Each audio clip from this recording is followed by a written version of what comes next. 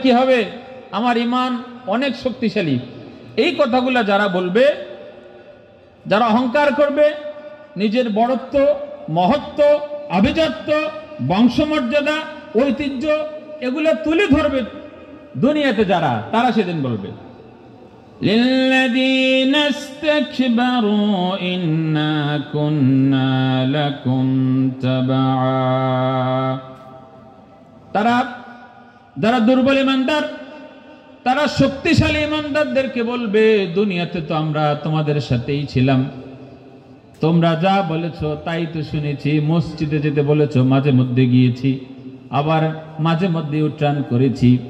তোমরা যখন বলেছিলে আমরা আসো না সকলে মিলে ঐক্যবদ্ধভাবে একসাথে মিলেমিশে সমাজে বাস করি, আমরা গিয়েছি, মাঝে মধ্যে আবার ইউটার্ন করে পিছনে চলে গিয়েছি। আমরা তো তোমাদের কথা শুনেছি, কিন্তু মাঝে মধ্যে আবার শুনি নাই। মাঝে মাঝে এই কথাটা বাদ দিয়ে ওই যখন গিয়েছি সেই কথাটা ধরো। আজকে আমাদের জন্য আল্লাহ রাব্বুল আলামিনের কাছে একটু সুপারিশ করো। ফাহাল আনতুম মুগনুনা আন্না মিন আযাবিল্লাহি মিন শাই। আল্লাহ তাআলা আজকে যে আযাব দিবেন, যে শাস্তি দিবেন, এই শাস্তি থেকে যেন আমরা পরিত্রাণ পাই।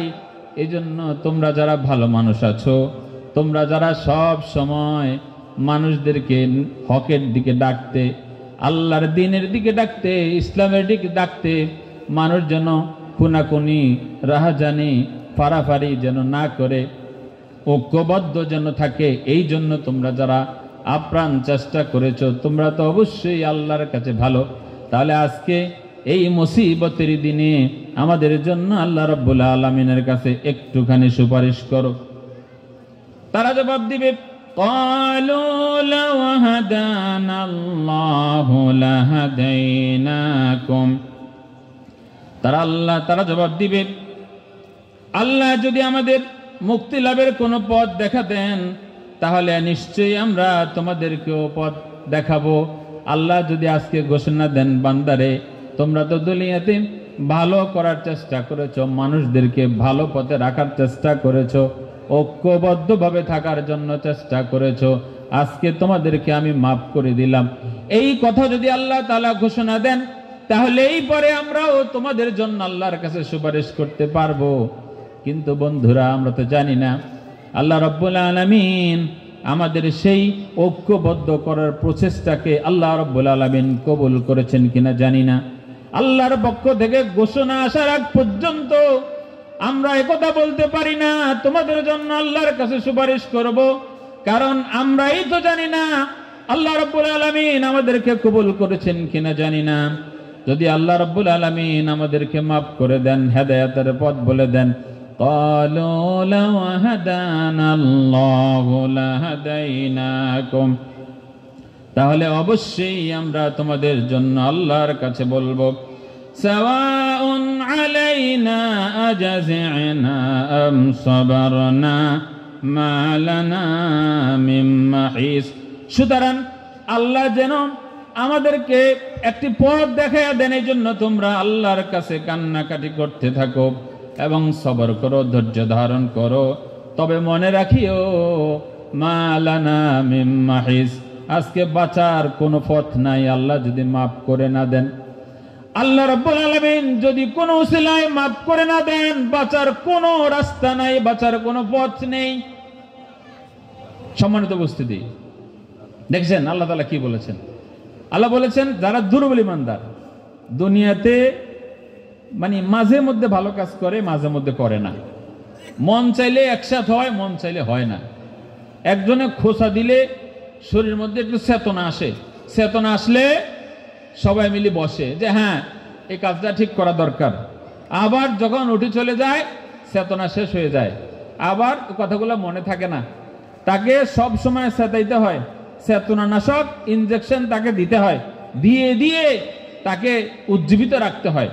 এই ধরনের দুর্বল ঈমানদার যারা হাসরের ময়দানে সবল ঈমানদারদের সাথে যখন একসাথে হবে, তখন তারা আল্লাহর কাছে বলবে, বন্ধুদের কাছে বলবে, বন্ধুরা দুনিয়াতে একসাথে ছিলাম, মাঝে মধ্যে কথা শুনেছি, মাঝে মধ্যে শুনি নাই, মাঝে মধ্যে সঠিক পদে এসেছি, মাঝে মধ্যে আসে নাই, আবার মাঝে মধ্যে গন্ডগোল লাগালো, চেষ্টা করেছি। তাফসীর মাহফিলের আয়োজন করেছো তোমরা, আমরা চেষ্টা করেছি যেন মাহফিল না হয়। ভালো কাজ করার চেষ্টা করেছো তোমরা, আমরা চেষ্টা করেছি যেন কোন একটা গোলমাল সৃষ্টি করে দেওয়া যায়। একজনে বলেছে যে আমি দেখেছি রাস্তার মধ্যে কিছু তিল পড়ে আছে, কিন্তু এসে তোমার কাছে বলল এতগুলা তাল পড়ে আছে, সরে যাওয়ার মতো রাস্তা নাই, অথচ তিলের উপর দিয়ে হেঁটে যাওয়া যাবে, তিলকে বানিয়েছে তাল। এরকম যারা করেছো তারা সেদিন বলবে, বন্ধুরা আমাদের জন্য একটু সুপারিশ করো না, দুনিয়াতে তো তোমাদের সাথে ছিলাম, তোমাদেরকে ভালো দেখেছি, আজকে আমাদের জন্য একটু সুপারিশ করো। তারা বলবে যে না, আমরা নিজেরাই তো জানি না আমাদের আমল আল্লাহ কবুল করেছেন কিনা, কারণ তারা তো অহংকারী হবে না, সেদিনও তারা তাদের শির অবনত থাকবে। রব্বুল আলামিন তখন বলবেন যে আল্লাহ আজকে আমাদের সাথে কি আচরণ করবে জানি না, তবে মনে রাখবা আজকে সবাই ধরা খেয়ে যাবা, আজকে বাঁচার কোনো পথ নাই, পালিয়ে যাবা, লুকিয়ে থাকবা, কোনো সুযোগ নাই, কোনো পথ নাই, পথ একটাই, আল্লাহ যদি মাফ করে দেয়। এরপর আল্লাহ বলছেন وقال الشيطان لما قضي الأمر إن الله وعدكم وعد الحق وعدتكم فخلفتكم وما كان لي عليكم من سلطان إلا أن دعوتكم فاستجبتم لي فلا تلوموني ولوموا أنفسكم ما أنا بمصرخكم وما أنتم بمصرخي إني كفرت بما أشركتموني من قبل إن الظالمين لهم عذاب أليم। আর যখন সব কিছুর মীমাংসা হয়ে যাবে তখন শয়তান বলবে, কারণ গোলমালগুলো যারা পাকায় তারা কাদের পরামর্শে গোলমাল পাকায়? শয়তানের পরামর্শে। কাদের পরামর্শে? শয়তানের পরামর্শে। যখন আল্লাহ তাআলা সিদ্ধান্ত দিবেন যে ঠিক আছে যা করছো শাস্তি তোমাকে পাওয়া লাগবেই, এই জন্য শাস্তির জন্য যখন আল্লাহ তাআলা ঘোষণা দিয়ে দিবেন তখন শয়তান বলবে আকালাশ শাইতানু লাম্মা কুদিয়াল আমর, শয়তান তখন বলবে, মীমাংসা যখন হয়ে যাবে তখন সে বলবে সত্যি বলতে কি আল্লাহ তোমাদের সাথে যে ওয়াদা করেছিলেন তা সবই সত্য ছিল। আল্লাহ তোমাদের সাথে ইন্নাল্লাহা ওয়া'আদাকুম ওয়া'দাল হাক্কি ওয়া'আদতুকুম ফাখলাফতুকুম, আল্লাহ তোমাদের সাথে যে ওয়াদা করেছেন সে ওয়াদা 100% সত্য, কোনো সন্দেহ নেই, কিন্তু আমি তোমাদের সাথে যে ওয়াদা করেছি, যে কথাগুলা বলে সত্য থেকে তোমাদেরকে বিমুখ করে রেখেছিলাম, সেই কথাগুলা মোটেও সত্যি ছিল না। তোমাদের উপর তো কোনো জোর করিনি আমি তো শুধু বলেছি মাত্র এই আকামটা করো, এই বেজালটা লাগাও, এই শয়তানের কূটনীতি চাল চালো, আমি শুধু এই কথাগুলা বলেছি। তোমরা কেন আমার কথা শুনলে? হুজুররাও তো বলেছে আল্লাহ এই কথা বলেছেন, রাসূল এই কথা বলেছেন, ইসলাম এই কথা বলেছেন, হুজুরদের কথা কেন শুনেনি, আমার কথা কেন শুনেছো? সুতরাং আজকে এই মুসিবতের দিন তোমরাও যেরকম বিপদগ্রস্ত, আমি শয়তানও বিপদগ্রস্ত, সুতরাং আজকে আমাকে দোষ দিয়া কোনো লাভ নাই, তোমার বাঁচা তুমি বাঁচো, আমার বাঁচা আমি বাঁচার জন্য চেষ্টা করি। কে বলবে? শয়তান বলবে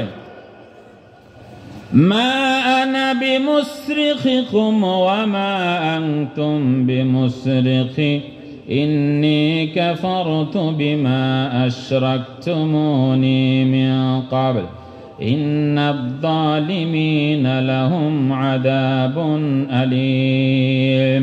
এতে পূর্বে তোমরা যে আমাকে আল্লাহর সার্বভৌমত্ব ক্ষমতা ও কর্তৃত্বের শরীক করেছিলে, তোমরা যে বলেছিল সকল ক্ষমতাই আমার মনে করেছিলে, আসলে আমার কোনো ক্ষমতা নেই, সকল ক্ষমতা আল্লাহ তাআলার। আর এই যে আল্লাহর সাথে আমার কোনো সম্পর্ক নাই, এটা তোমরা হয়তো জানতে, জেনেও কিন্তু তোমরা আকামগুলা করতে।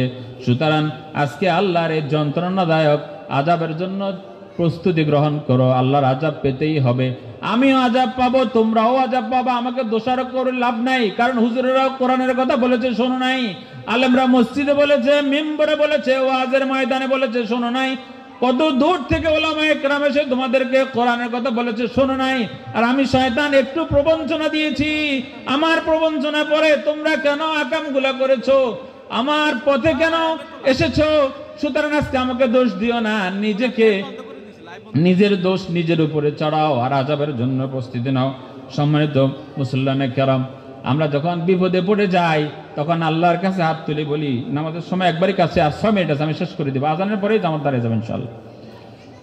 আমরা যখন বিপদে পড়েছি আল্লাহর কাছে বলি, আল্লাযীনা ইয়াকুলুনা রাব্বানা ইন্নানা আমান্না ফাগফির লানা যুনুবানা ওয়া কিনা আযাবান নার।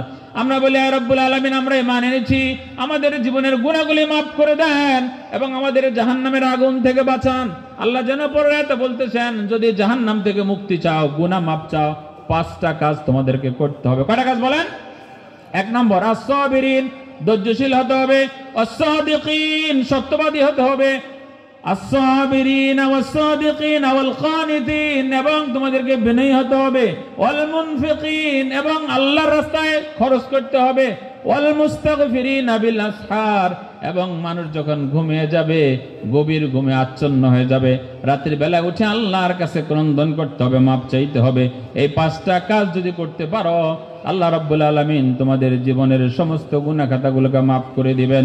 আসুন আমরা সকলে মিলে সেই আগের যে হুজুর আলোচনা করেছেন তার শেষ যে কথা বলেছেন, ঐক্যবদ্ধভাবে আমরা সমাজে বাস করি, ঠিক আমার কথাও সেটা। আসুন আমরা ঐক্যবদ্ধভাবে আল্লাহর এই জমিনে আল্লাহর দ্বীনকে প্রতিষ্ঠা করার জন্য আমরা সকলে কাঁধে কাঁধ মিলিয়ে আমরা একত্রিত হয়ে আল্লাহর এই জমিনে আল্লাহর দ্বীনকে প্রতিষ্ঠা করি, তাহলেই দুনিয়াতে শান্তি, আখিরাতে মুক্তি। আল্লাহ তাআলা আমাদের সকলকে কথাগুলো মানার তৌফিক দান করুক। মা আলাইনাল বালাগ। আসসালামু আলাইকুম ওয়া রাহমাতুল্লাহি ওয়া বারাকাতুহু।